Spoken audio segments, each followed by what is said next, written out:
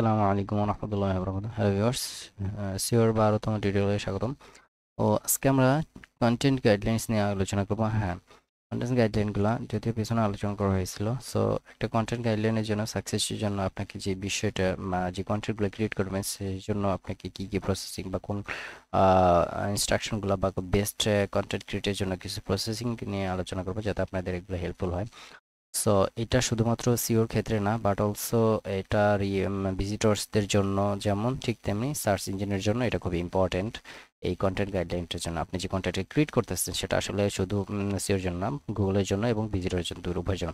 ওকে, so আমরা important কিছু guideline দেখবো যে কিভাবে একটা কোয়ালিটিফুল কন্টেন্ট গাইডলাইন কন্টেন্টগুলো ক্রিয়েট করা যায়। তার জন্য আপনাকে কিছু প্রসেসিংগুলো মাথায় রাখতে হবে। অবশ্যই আপনি এগুলো প্রসেসিংগুলো যদি একটু মাথায় রাখেন বা এগুলো চিন্তা করে যদি আপনি সামনে থেকে রাখেন তাহলে আপনাকে অনেক হেল্পফুল, আপনার অনেক হেল্পফুল হবে। যেমন শুধু বেস্ট কিওয়ার্ডস, হ্যাঁ কিওয়ার্ড বিষয় নিয়ে যথেষ্ট এনাফ আলোচনা করা হয়েছে পিছনে। সো আপনার ওগুলো একটু দেখে নেবেন গুগলের একদম, বা গুগল যে কিওয়ার্ডসগুলো প্রসেসিংগুলো এগুলো। এরপর বলছে অরিজিনাল ইউনিক কন্টেন্ট, অর্থাৎ আপনি যে কন্টেন্ট দিতে হবে সেটা অবশ্যই ট্রাই করবেন অরিজিনাল ইউনিক কন্টেন্ট দেওয়ার জন্য, যেটা কপি যাতে না হয় ইভেন কারোটা দেখে বা কারোটা যদি কপি পেস্ট করে মনে তো ব্যাপারটা হইলো অন্যরকম। হ্যাঁ, তবে লেখাগুলা হয়তো বা আপনি গুগলের সাজেশন বা বিভিন্ন ওয়েবসাইট বা বিভিন্ন একাডেমি থেকে, যেমন আমি এই লেখাগুলো আমি বিভিন্ন ওয়েবসাইট থেকে হয়তো বা নিয়েছি বা দেখা যায় আমি নিজে কিছু অ্যাড করেছি। সো এখানে আপনি যে স্বয়ংসম্পূর্ণ পৃথিবীতে, আসলে স্বয়ংসম্পূর্ণ বলতে কোনো শব্দ এখানে নাই একমাত্র যদি সোর্সটা বিলিভি, সোর্সটা ছাড়া। সো আপনি অবশ্যই আপনাকে কিছু প্রসেসিং মারতে হবে। হ্যাভ এনাফ ওয়ার্ডস, অর্থাৎ আপনি যথেষ্ট কথা হবে, আপনি যে কন্টেন্টে যথেষ্ট ওয়ার্ড থাকতে হবে। আপনি যে কন্টেন্ট দিলে কিন্তু সেখানে ওয়ার্ড নেই।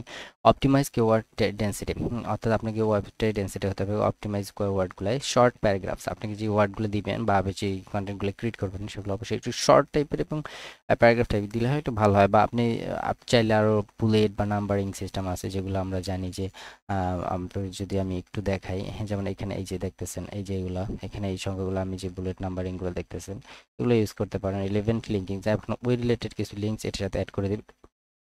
তারপরে বলতে পারেন প্রুফ রিড কন্টেন্ট, অর্থাৎ আপনি এমন কন্টেন্টগুলো দিন যেগুলো আসলে প্রুফ নির্মিত এবং সবাই পড়ে বা যেটা চায়। কিন্তু এমন কিছু দিলেন যেটা আসলে মানুষ পড়েই না বা যেটার প্রতি যেটা।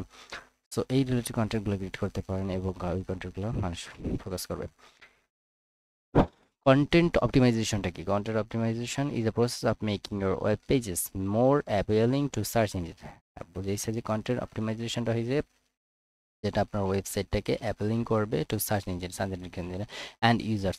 তাহলে দুইটা বিষয় আসলো, সার্চ ইঞ্জিন এবং ইউজারের ক্ষেত্রে আপনার এই ওয়েব পেজটা অ্যাপেলিং করবে। ওকে, ইট ইজ নট অনলি, মানে অ্যাপেলিং বলতে বোঝাচ্ছে এখানে তাদের কাছে যে যাওয়ার যে প্রসেস যত দূর মানে তাদের কাছে পৌঁছানো পর্যন্ত যে প্রসেসিংগুলো সেটা আপনাকে কন্টেন্ট অপটিমাইজেশন বোঝাইছে। It is not only restricted to using best keywords, এটা কেবলমাত্র একটা ঝুঁকি নয় যে আপনি বেস্ট একটা কিওয়ার্ড নিলেন নিয়ে পেজ আপনার পেজের জন্য, বাট অলসো এটা ফোকাস করবে আপনার অন্যান্য যে ওয়েবসাইটগুলো আছে, লিঙ্কগুলো আছে, কন্টেন্টগুলো আছে, বাট এই যে টাইটেলগুলো আছে সেগুলোর ক্ষেত্রে ট্যাক্স যেমন 50 to 60 ওয়ার্ডস। হ্যাঁ, আপনি একটা টাইটেলের ট্যাগে টাইটেল ট্যাক্সে 50 থেকে 60 ওয়ার্ডস ইউজ করতে পারেন। মেটা ট্যাক্স আছে, মেটা ডেসক্রিপশন ট্যাক্স আছে 150 ওয়ার্ড, ডেসক্রিপশন ট্যাক্সটা আপনি 150 ওয়ার্ড ইউজ করতে পারেন।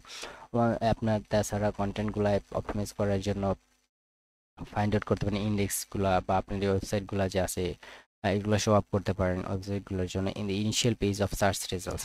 তাহলে দেখবেন আপনার ওই ইনিশিয়াল পেজে সার্চ রেজাল্টে আপনার ওয়েব পেজটা বা ওয়েবসাইটটা শো করবে। তো এই বিষয়গুলোই ছিল ভিউয়ার্স, আশা করি আপনারা বুঝতে পারছেন মোটামুটি। তো ইনশাল্লাহ নেক্সট আবার দেখাবেন নতুন কোনো টিউটোরিয়ালে। ভালো থাকবেন, সুস্থ থাকবেন, আল্লাহ হাফেজ।